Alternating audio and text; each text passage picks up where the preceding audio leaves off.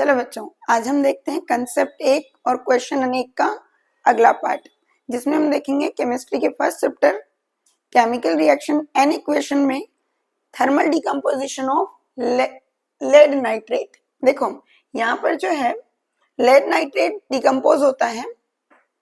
ये lead nitrate है जिसको हम लोग हीट करते हैं, तो हीट करने पर ये डिकम्पोज हो रहा है। मतलब सब्सटेंस एक है, तुम इसको हीट दे रहे हो तो ये एक से ज्यादा सब्सटेंस बना रहा है, मतलब ये डिकम्पोजिशन है। और क्योंकि हीट के प्रेजेंस में हो रहा है इसलिए हम इसको बोलेंगे थर्मल डिकम्पोजिशन।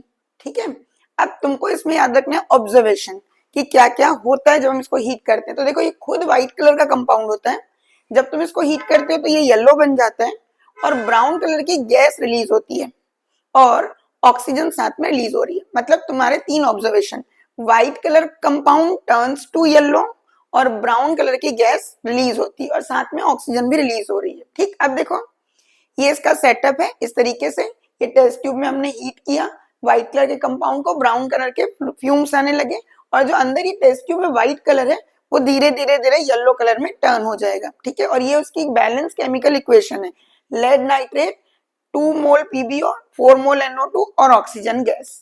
अब इसी को तुम्हारी एनसीईआरटी ने इस एक्टिविटी के फॉर्म में दिया है और एक्टिविटी जितने भी क्वेश्चन होते हैं एनसीईआरटी के वो किसी न किसी फॉर्म में पूछे जाते हैं। वहां क्या बोला जा रहा है कि तुमको लेड नाइट्रेट के क्रिस्टल लेने हैं, उनको टेस्ट ट्यूब में लेना है, फिर उसको तुमको हीट करना है। तो तुम ऑब्जर्व करते हो कि जो तुमने व्हाइट क्रिस्टल उठाए थे वो येलो होने लगे और उसमें से ब्राउन फ्यूम्स आने लगे। अगेन वही रिएक्शन ही लिखी हुई है, ये तुम्हारी एनसीईआरटी की एक्टिविटी 1.6 है। अब देखो ये इसका सेटअप हो गया, ये हमने एक्टिविटी भी देख ली। अब जैसा कि मैंने हमेशा बोला है कि हम कंसेप्ट तो एक पढ़ते हैं लेकिन उसके बेसिस पे जो जो और पॉसिबिलिटीज होती है वो हमको देखना है। तो देखो तुमको ना अब साथ में क्या याद रखना है कि यहाँ पर ये फ्यूम्स अगेन तुमको ब्राउन दिख रहे हैं, ये कंपाउंड भी व्हाइट दिख रहा है, लेकिन ध्यान दो इसका रेसिड्यू जो है ना बच्चे अगेन व्हाइट है। वहां हमने येलो देखा था, मतलब ये जो कंपाउंड है वो जिंक कार्बोनेट है। सेम रिएक्शन जो हम लेड नाइट्रेट जिंक नाइट्रेट है, सॉरी जिंक कार्बोनेट नहीं जिंक नाइट्रेट, जो रिएक्शन हमने लेड नाइट्रेट के साथ देखी वो सेम चीज हम जिंक नाइट्रेट के साथ देख रहे हैं। मतलब जिंक नाइट्रेट भी जिंक ऑक्साइड में कन्वर्ट होगा और नाइट्रोजन डाइऑक्साइड गैस देगा जो कि ब्राउन कलर की फ्यूम्स हैं ही। यहाँ पर जो ये ZnO क्योंकि व्हाइट कलर का होता है इसलिए रेसिड्यू व्हाइट होता है, तो अगर रेसिड्यू व्हाइट आ जाए तो जिंक ऑक्साइड। एक और चीज देखोगे तुम, ये सेम रिएक्शन फिर से सेटअप ऐसा ही दिख रहा है, लेकिन हमने जो कंपाउंड लिया वो खुद ब्लू है और उसमें से ब्राउन फ्यूम्स तो आ ही नहीं, लेकिन जो रेसिड्यू आ जा रहा है वो ब्लैक कलर का है। तो ध्यान रखोगे वो कॉपर नाइट्रेट है। इसका मतलब तुमको ये तीन रिएक्शन याद रखनी है, लेड नाइट्रेट, जिंक नाइट्रेट और कॉपर नाइट्रेट। तीनों में ही ब्राउन कलर के फ्यूम्स आते हैं। तो फिर हम आइडेंटिफाई कैसे करेंगे उनके रेसिड्यू से। देखो एनसीईआरटी ने तो मेन फोकस इस पे किया हुआ है कि लेड नाइट्रेट का जो लेड ऑक्साइड है वो येलो कलर का रेसिड्यू, लेकिन अगर ब्लैक कलर का रेसिड्यू है तो वो कॉपर का नाइट्रेट होगा और जो रेसिड्यू होगा वो कॉपर ऑक्साइड का।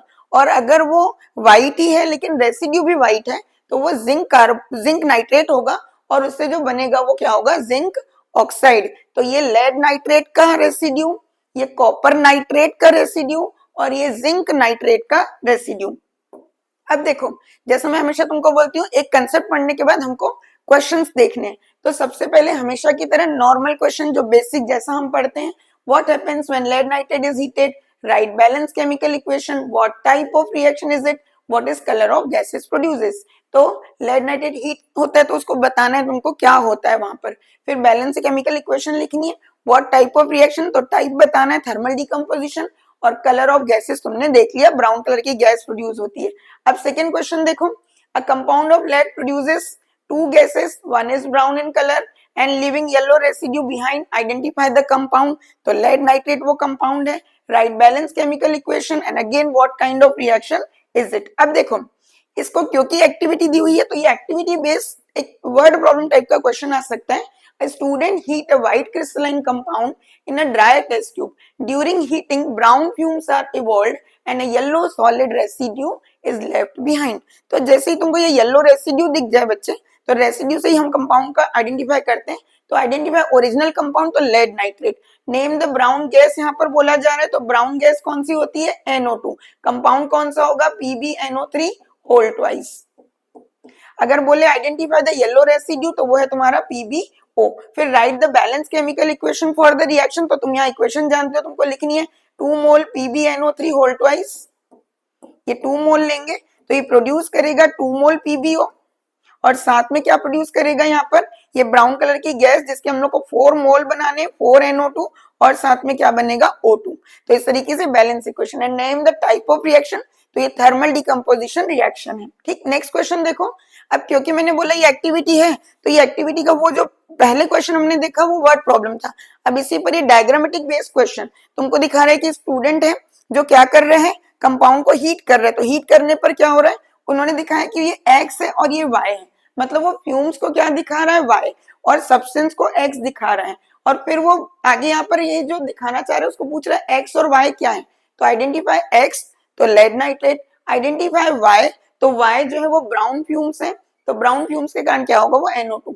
और यहाँ वो जरूर तुमको ये बता देगा कि वो येलो कलर का रेसिड्यू है। और मान लो तुमको ऐसा लगता है कि हमको येलो रेसिड्यू नहीं दिया है, तो बेटा एनसीईआरटी ने जो पूरा फोकस किया एक्टिविटी का ना वो लेड नाइट्रेट पर किया है। तो इन केस अगर कभी ऐसा होता है कि व्हाइट क्रिस्टलाइन दे रहा है और ड्राई टेस्ट ट्यूब में हीट करके बोल रहा है सिर्फ ब्राउन फ्यूम्स की इन्फॉर्मेशन दे रहा है, रेसिड्यू का कोई इन्फॉर्मेशन नहीं है, तो हमको एनसीईआरटी के अकॉर्डिंग उसको लेड नाइट्रेट ही माना है। जब तक वो खुद से अपनी तरफ से रेसिड्यू का कलर नहीं देगा तब तक हम उसको जिंक नाइट्रेट या कॉपर नाइट्रेट कंसीडर नहीं करेंगे। ठीक है, चलो अब देखो यहाँ पर जो है एक अगला क्वेश्चन कि 3 स्टूडेंट हैं, तीनों को ही हमने क्या किया सेम कंपाउंड दिया है और लेकिन तीनों के ऑब्जर्वेशन अलग अलग आ रहे हैं। जो ए है वो देख रहा है ब्राउन फ्यूम्स आ रहे हैं, बी का ऑब्जर्वेशन है कि येलो रेसिड्यू है, जबकि सी देख रहा है कि ग्लोइंग स्प्लिंट जो है बर्न्स ब्राइटली, क्योंकि हम जानते हैं oxygen is a good supporter of combustion. तो उसने देखा कि जब हम मैचेस से ले जा रहे हैं तो और ज्यादा क्या करने लगी, अच्छे से जलने लगी, क्योंकि वो सपोर्ट कर रहा है ऑक्सीजन। तो तुमसे पूछा जाएगा कि जब कंपाउंड एक दिया गया तो उनके ऑब्जर्वेशन क्यों अलग अलग है, क्या कंपाउंड अलग है या जस्टिफाई करो अपने आंसर को। तो तुमको वही बताना है कि क्योंकि ये कंपाउंड लेड नाइट्रेट है और उसके 3 प्रोडक्ट होते हैं, ब्राउन फ्यूम्स है मतलब ये NO2 होगा, येलो रेसिड्यू है मतलब ये PbO होगा और सपोर्टर बोल रहे तो ये O2 होगा। नेक्स्ट क्वेश्चन देखोगे बच्चे। अब अगर तुमको मैं अपनी तरफ से क्वेश्चन दूं, देखो क्या क्वेश्चन कि जैसा कि हम लोग लैब में काम करते हैं तो क्योंकि हम लोग बॉटल्स को देखते हैं कई बार उनके जो लेबल होते हैं वो पुराने हो जाते हैं, तो वो तुमको बोलेगा कि ये लेबल हट गया है और हमको जस्टिफाई करना है कि ये लेड नाइट्रेट है, किसी में हमको ऐड करना है और लेड नाइट्रेट हमको दिख नहीं रहा है पर हमको लग रहा है कि लेड नाइट्रेट हो सकता है, पर उसके पहले हमको श्योर करना जरूरी है, कंफर्म करना जरूरी है कि हाँ वो लेड नाइट्रेट है। तो तुम कैसे जस्टिफाई करोगे, तो तुमको क्या बताना है कि हम इसका एक पिंच सॉल्ट उठाएंगे और उसको हीट करेंगे और अगर उसमें से ब्राउन फ्यूम्स आते हैं leaving the yellow residue behind then it must be lead nitrate। ठीक है, चलो आगे देखो बच्चे। अब तुमको मैंने इस तरीके का, देखो ये डायग्रामेटिक क्वेश्चन ऐसा भी आ सकता है, तुमको यहाँ ब्राउन फ्यूम्स दिखाएगा। अब देखो यहाँ फोकस करो, ये रेसिड्यू यहाँ पे ब्लैक है बेटा, अगर ये ब्लैक रेसिड्यू आ रहा है इसका मतलब ये जो कंपाउंड होगा वो यहाँ पर कौन होगा, कॉपर नाइट्रेट। ठीक, और जो हीट कर रहे हैं तो बनेगा क्या, कौन सा कंपाउंड ब्लैक कलर का होता है, दैट इज CuO, और फिर क्या बनेगा NO2 गैस, और कौन सी गैस O2। हाँ बैलेंस करना होगा तो इसके 2 मोल लेंगे तो ये 2 मोल बनेगा, ये 4 मोल बनेगा। ठीक है, नेक्स्ट क्वेश्चन देखोगे। अब देखो यहाँ क्वेश्चन क्या बोल रहा है, एक व्हाइट क्रिस्टलाइन कंपाउंड है जिसको हमने स्ट्रॉन्गली हीट किया तो ब्राउन कलर गैस आया। अब साथ में उसने बोल दिया व्हाइट रेसिड्यू, यही हमारे लिए एक बहुत बड़ी हिंट है, इसने रेसिड्यू भी व्हाइट बोला है, इसका मतलब ये कंपाउंड क्या होगा, जिंक नाइट्रेट, क्योंकि वही white residue. Name the type of reaction, thermal decomposition. Right the balance chemical equation, तो बिल्कुल वैसे ही रिएक्शन लिखेंगे।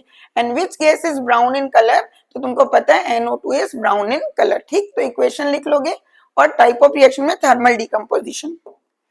अब देखो कभी कभी क्या होता है, जैसे इस तरीके के मैच द कॉलम टाइप के क्वेश्चन आते हैं, जैसे तुमको बोल रहा है ब्राउन गैस है और येलो रेसिड्यू है, फिर ब्राउन गैस है लेकिन ब्लैक रेसिड्यू है, ब्राउन गैस है लेकिन व्हाइट रेसिड्यू है। तो जब भी व्हाइट रेसिड्यू है तो तुमको याद रखना है कि वो जिंक कार्बोनेट होगा, ब्लैक रेसिड्यू है तो वो कॉपर नाइट्रेट होगा, एंड येलो रेसिड्यू में क्या होगा, वो लेड नाइट्रेट। तो तुम इस तरीके से ये जो मैचिंग वाले क्वेश्चन है उनको भी बना सकते हो। जैसे पूछे रहा है एक्स क्या है, तो देखो एक्स कैसे पता चलेगा, रेसिड्यू को देखकर। वाई यहाँ पर क्या दिख रहा है, ब्लैक अगेन रेसिड्यू, फिर यहाँ पर व्हाइट रेसिड्यू, तो रेसिड्यू से तुम लेड नाइट्रेट, कॉपर नाइट्रेट और जिंक नाइट्रेट को आइडेंटिफाई कर सकते हो। अब ये देखो यहाँ पर फिर लिखा हुआ है एक्स है लेकिन ब्राउन फ्यूम्स तो है, लेकिन ये येलो सॉलिड है। अब पूछ रहे एक्स क्या है, बोलो एक्स क्या होगा, क्योंकि येलो रेसिड्यू है तो ये हमारा X जो है वो लेड का नाइट्रेट होगा, ये होगा लेड का नाइट्रेट। अब यहाँ बोल रहा है फिर ब्राउन फ्यूम्स लिखा है लेकिन ब्लैक रेसिड्यू बोल रहा है, तो ब्लैक सॉलिड बोल रहा है मतलब ये कौन होगा, कॉपर का नाइट्रेट। अब देखो यहाँ फिर ब्राउन फ्यूम्स के साथ व्हाइट सॉलिड है तो कौन होगा, जिंक का नाइट्रेट, तो ये होगा ZnNO3 होल ट्वाइस। ठीक है, चलो आगे देखो। अच्छा ये जो है ना नेक्स्ट देखोगे बच्चे, ये यहाँ पर एक और क्वेश्चन है, यहाँ पर बोल रहे हैं तुमको ये चार चीजें दी हुई है, चार ऑप्शंस दिए हुए हैं, इनमें से ऑड वन आउट करो। तो ऑड वन आउट के लिए हम देखेंगे ये जिंक कार्बोनेट है, ये जिंक नाइट्रेट है, ये लेड नाइट्रेट है और ये कॉपर नाइट्रेट है। तुमने अभी अभी देखा कि अगर हम इन तीनों को हीट करें तो इनमें से कॉमन चीज क्या होती है, NO2 गैस रिलीज होती है। अब किसी भी कार्बोनेट को हीट करते हैं ना बेटा तो उसमें से CO2 गैस रिलीज होती है, मतलब ये कार्बोनेट जो है CO2 गैस देगा, ऑक्साइड तो इसका भी जिंक ऑक्साइड ही बनेगा, लेकिन जो गैस रिलीज होगी वो कैसी होगी, CO2 गैस। यहाँ पर जो है ना ये ब्राउन गैस नहीं होगी, ये व्हाइट कलरलेस ऑर्डरलेस गैस आएगी। तो तुमको ये याद रखना है कि जिंक कार्बोनेट एक हो जाएगा ऑड वन, मतलब यहाँ पर ये जिंक कार्बोनेट है जो ऑड है इनमें से, क्योंकि बाकी सब में कॉमन क्या है, NO2 गैस।